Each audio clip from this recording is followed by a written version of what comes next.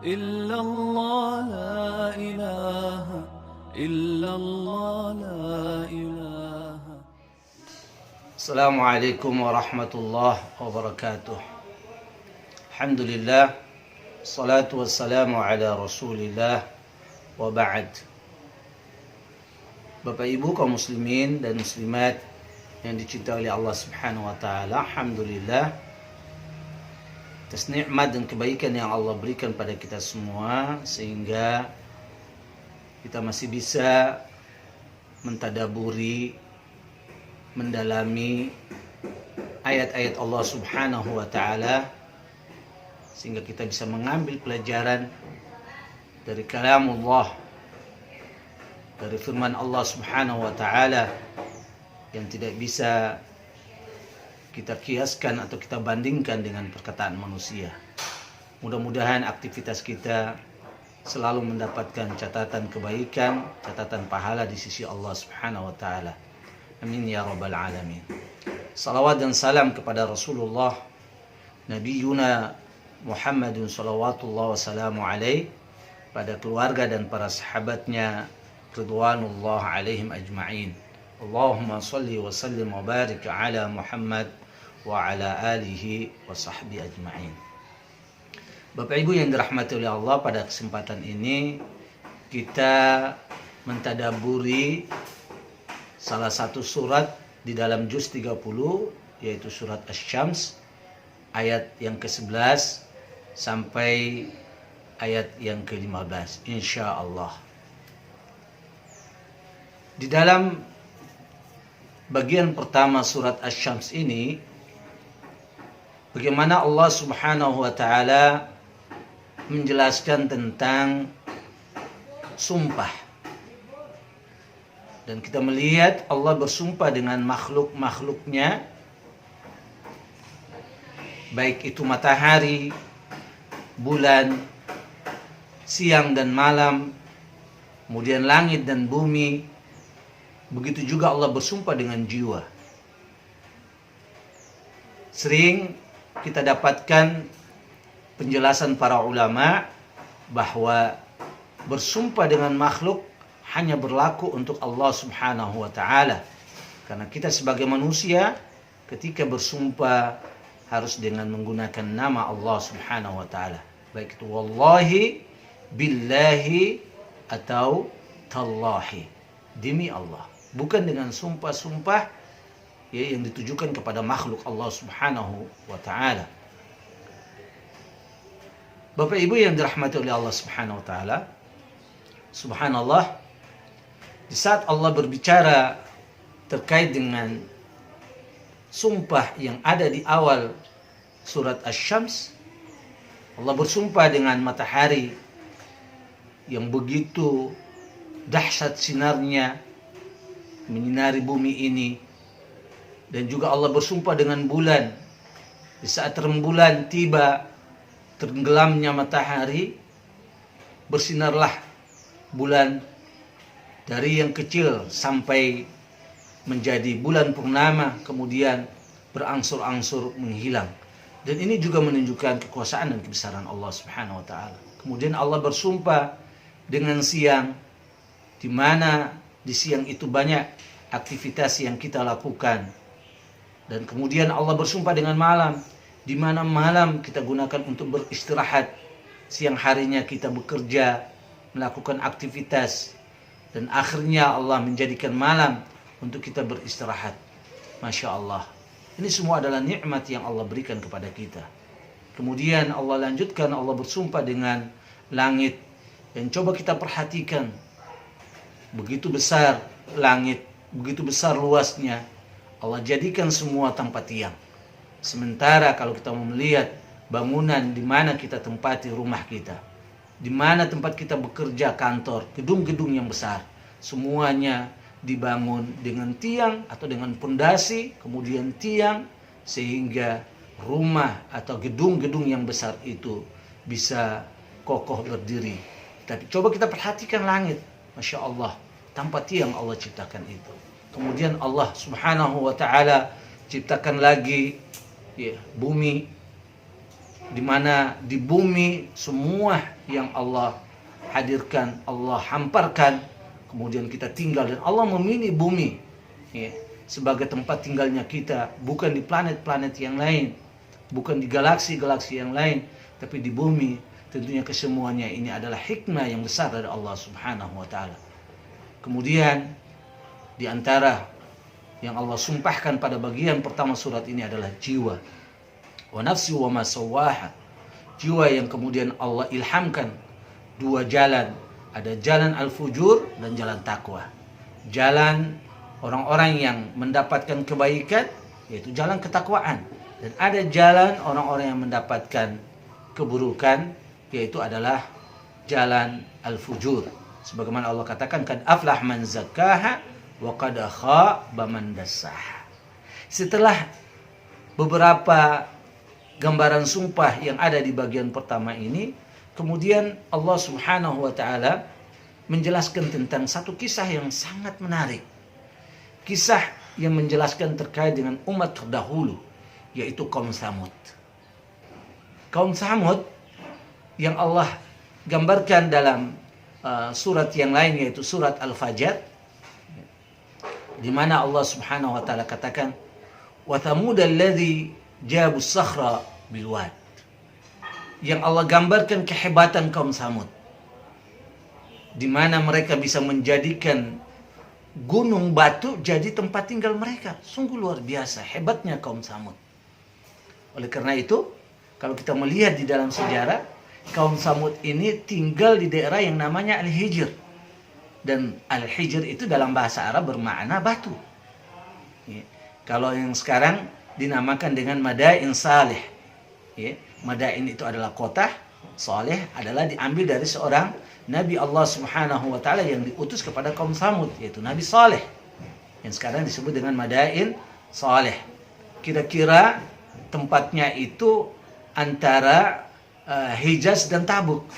Ya, kalau Tabuk dari kota Madinah ya ratusan kilometer jaraknya. Nah, saudaraku yang dirahmati oleh Allah Subhanahu wa taala, jadi kaum Tsamud ini adalah satu kaum yang Allah utus kepada mereka Nabi Saleh ya alaihissalam.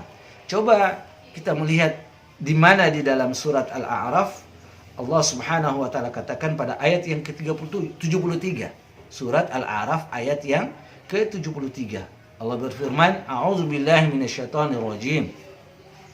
Wa ila thamud akhahum salihah قال يا قوم اعبدوا الله ما لكم من إله غيره قد جاءتكم بينة من ربكم هذه ناقة الله لكم آية فذروها تأكل في أرض الله ولا تمسوها بسوء فَيَأْخُذَكُمْ عَذَابٌ أَلِيمٌ. Di dalam ayat 73 surat Al-A'raf ini Allah menjelaskan bahwa wa ila Tsamud akhahum salihah. Jadi Allah utus kepada kaum Tsamud yaitu seorang nabi yang bernama Saleh. Apa yang disampaikan oleh Nabi Saleh kepada kaum Tsamud? Qala ya qaum u'budullaha ma lakum min ilahin ghairi ma lakum min ilahin ghairuh. Jadi kata Nabi Saleh, qala ya qaum, wahai kaumku, u'budullaha, sembahlah Allah Subhanahu wa taala, ma lakum min ilahin ghairuh, tidak ada tuhan selainnya. Jadi bentuk perintah Nabi Saleh kepada kaumnya sesungguhnya seperti perintah para nabi yang lainnya, di mana mereka menyuruh kepada kaumnya untuk hendak selalu beribadah kepada Allah Subhanahu wa taala. Selain itu, ya, Allah Subhanahu wa taala jelaskan terkait dengan satu ayat Allah Subhanahu wa taala. Dan ini atas permintaan kaum Tsamud. Dan biasa yang terjadi pada umat-umat terdahulu atau kaum terdahulu, di mana di saat Allah mengutus seorang nabi atau seorang rasul, ya, kaum atau umat ini sering meminta ayat, meminta tanda kebesaran dan keagungan, ya, yang mana Allah berikan kepada para nabi, para rasul. Mereka ingin supaya dibuktikan oleh Nabi dan Rasul mereka. Dan ternyata yang mereka minta dari Nabi Saleh adalah mereka meminta seekor onta keluar dari gunung batu. Luar biasa. Saudaraku, Bapak Ibu yang dicintai oleh Allah Subhanahu wa taala. Sehingga Allah katakan kaja'atkum bayyinatun min rabbikum. Hadhihi naqatullahi lakum ayah. Gitu. Telah datang bukti ayat dari Allah Subhanahu wa taala. Apa itu ayatnya? Adalah seekor onta betina. Kata Allah, ya, naqatullah, onta betina ini diidafahkan, disandarkan dengan lafzul jalalah, dan ini menunjukkan kemuliaan, bukan sembarang onta. Tapi onta yang disandarkan kepada lafzul jalalah menunjukkan onta ini pun adalah mulia di sisi Allah Subhanahu wa taala. Dan setiap kata yang disandarkan kepada lafzul jalalah kepada Allah Subhanahu wa taala menunjukkan mulianya, ya, sesuatu yang disandarkan kepada Allah Subhanahu wa taala ini. Dan kata Nabi Saleh, "Fadaruha ta'kul fil ardillah." Berikan kesempatan kepada onta itu makan di bumi Allah Subhanahu wa taala. Wala tamassuha bisu'in, dan jangan kalian menyentuhnya dengan sesuatu yang tidak baik. Artinya jangan sampai kalian menyakiti onta itu. Saudaraku, Bapak Ibu yang dirahmati oleh Allah Subhanahu wa taala, dan di dalam riwayat dikatakan bahwa ya, diberi kesempatan bahwa onta ini minum dengan air yang sudah Allah berikan juga pada saat itu, bahwa ada kesempatan air yang diambil oleh penduduk yaitu kaum Samud, dan di waktu yang lain harus digunakan atau diberikan kepada onta tersebut. Nah, saudaraku yang dirahmati oleh Allah Subhanahu wa taala, apa yang terjadi? Mari kita melihat di dalam ayat yang ke-11 dan seterusnya. Allah gambarkan tentang kisah Samud ini, di mana Allah katakan kadzabat Tsamudu bitagwaha. Ternyata kaum Samud ini mendustai, bahkan sampai kepada tingkat melakukan perbuatan tagut, ya, atau tughya, ya, disebut dengan bitagwaha, yaitu perbuatan zalim, di mana ternyata ayat yang Allah berikan itu dan kata Nabi Saleh tidak boleh menyakiti onta tersebut. Ya, ternyata apa? Ternyata dilakukan oleh kaum Samud, ya, adalah perbuatan zalim atau menyakiti, ya, binatang onta yang Allah hadirkan kepada mereka. Sehingga di dalam ayat yang ke-12 Allah katakan idzim ba'atsa ashqaha. Ya, idzim ba'atsa asqaha. Sehingga ada bangkit atau muncul orang yang mana menyakiti onta yang Allah hadirkan sebagai ayat Allah Subhanahu wa taala itu. Dalam riwayat dikatakan orang tersebut bernama Qidar bin Salif. Qidar bin Salif. Tapi coba diperhatikan saudaraku yang dirahmati oleh Allah. Ternyata, ya, di dalam ayat tersebut Allah mengatakan faqala lahum Rasulullah naqatallahi wa suqyaha. Ketika Nabi Saleh mengatakan atau Rasul Allah Subhanahu wa taala mengatakan kepada mereka, biarkan itu onta, ya, dan air minumnya, jangan menyakitinya, jangan mengganggunya. Tapi ternyata tadi Qidar bin Salif ini bangkit, dan akhirnya perbuatan dia untuk menyakiti onta ini disetujui atau diridhoi oleh masyarakat juga, oleh kaum Samud. Ketika ingin menyakiti ini binatang onta yang merupakan ayat Allah Subhanahu wa taala, mereka tidak mencegahnya. Mereka membiarkan, dan akhirnya semuanya menyetujui dengan perbuatan tersebut. Sehingga di dalam ayat 14 Allah gambarkan apa yang dilakukan oleh mereka kaum Samud, fakadzabuhu faaqaruha. Ya, mereka mendustai Nabi Saleh, membohongi Rasul Allah Subhanahu wa taala ini. Dan akhirnya mereka menyembelih itu onta. Ya, nauzubillah min dzalik. Dan inilah salah satu bentuk kedustaan sampai, ya, dilakukan dalam bentuk perbuatan. Ya.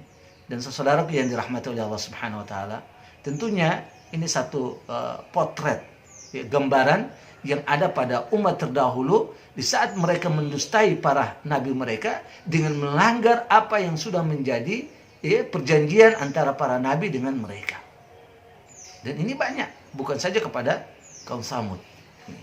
Oleh karena itu, pada potongan ayat selanjutnya ketika mereka mendustai nabi mereka, di mana mereka menyembelih onta itu, ya, dan akhirnya Allah Subhanahu wa taala katakan fadamdama alaihim rabbuhum bidzambihim fasawwah. Fadamdama alaihim. Maka Allah musnahkan mereka. Dan kata damdam ini mengesankan bahwa siksaan Allah Subhanahu wa taala itu sangat dahsyat. Ya. Ungkapan kata fadamdama, ya. Allah musnahkan mereka, Allah binasakan mereka.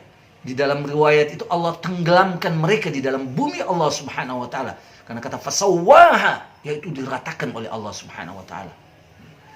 Jadi Allah goncangkan bumi. Kaum Samud itu pada saat itu, kemudian Allah datangkan juga suara petir yang dahsyat, dan akhirnya kaum Samud ini diratakan oleh Allah Subhanahu wa taala dengan buminya. Fadamdama alaihim rabbuhum bidzambihim fasawwah. Dan itu yang dilakukan oleh Allah Subhanahu wa taala terhadap kaum Samud. Kenapa? Atas dosa atau kemaksiatan yang mereka lakukan. Pelanggaran yang mereka perbuat. Ya, janji mereka dengan nabi mereka yaitu Nabi Saleh, di mana kata Nabi Saleh tidak boleh mengganggu onta ini dan biarkanlah dia minum di saat dia mempunyai gilirannya. Dan saudaraku yang dicintai oleh Allah Subhanahu wa taala. Ternyata kalau kita membaca kisah kaum Samud dengan Nabi Saleh ini, onta itu ketika dia minum dari air yang sudah disediakan, setelah itu Masya Allah, bukan saja dia memberikan yang namanya air yang dia minum itu, kemudian giliran nanti kaum Samud minum dari air itu, tapi setelah itu dari onta ini diperah, kemudian keluar air susu, dan air susu ini diminum oleh kaumnya Samud atau kaumnya Nabi Saleh ini. Artinya apa? Dengan ayat Allah Subhanahu wa taala, keagungan kebesaran Allah, ternyata ada manfaat yang lain yang Allah berikan lewat onta tersebut, yaitu air susu. Masya Allah, tapi ternyata lagi-lagi dengan kesombongan, kezaliman yang mereka lakukan, yang mendustai Nabi mereka, dan akhirnya Allah datangkan musibah, bencana kepada mereka.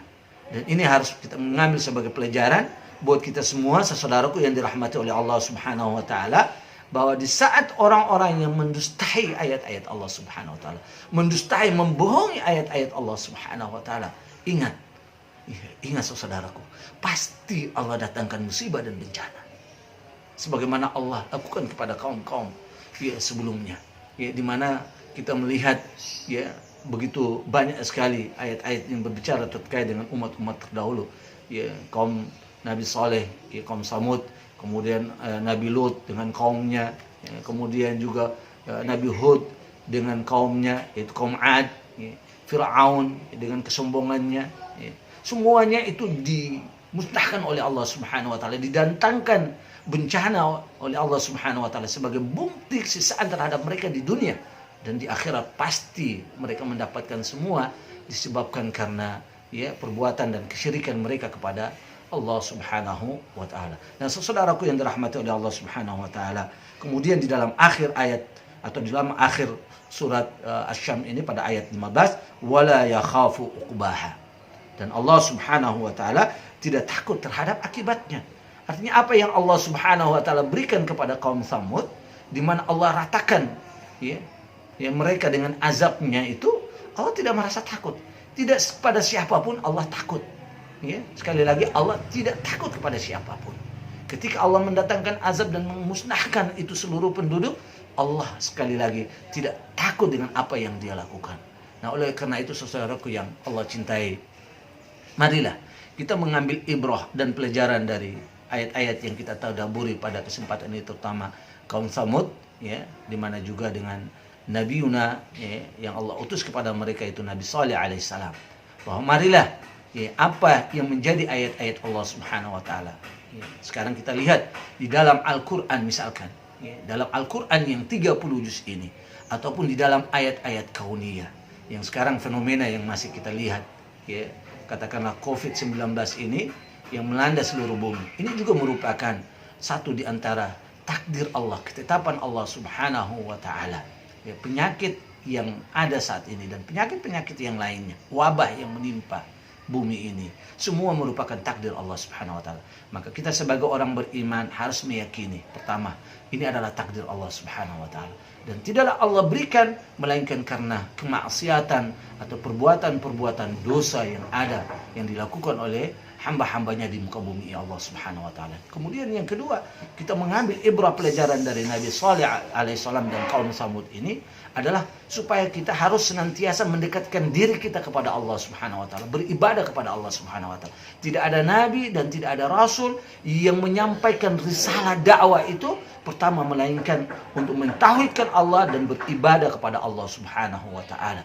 Walaqad ba'atsna fi kulli ummatin rasula an i'budullaha wajtanibut taghut. Ya, tidak ada Allah utus seorang rasul kepada kaumnya melainkan rasul itu memerintahkan, menyuruh kepada kaumnya hendaklah beribadah kepada Allah Subhanahu wa taala dan jauh segala bentuk perbuatan-perbuatan tagut. Dan tagut adalah kullu ma yu'bad min dunillah. Tagut itu adalah segala sesuatu yang disembah selain Allah Subhanahu wa taala. Bisa jadi itu manusia yang disembah, bisa jadi yang disembah itu makhluk halus, jin, iblis, syaitan dan seterusnya, atau benda-benda mati, kuburan, cincin, keris dan seterusnya, yang dimana ada sebagian orang yang menjadikan itu sebagai sembahan mereka, sebagai tempat meminta keberkahan dalam hidup mereka, meminta rezeki.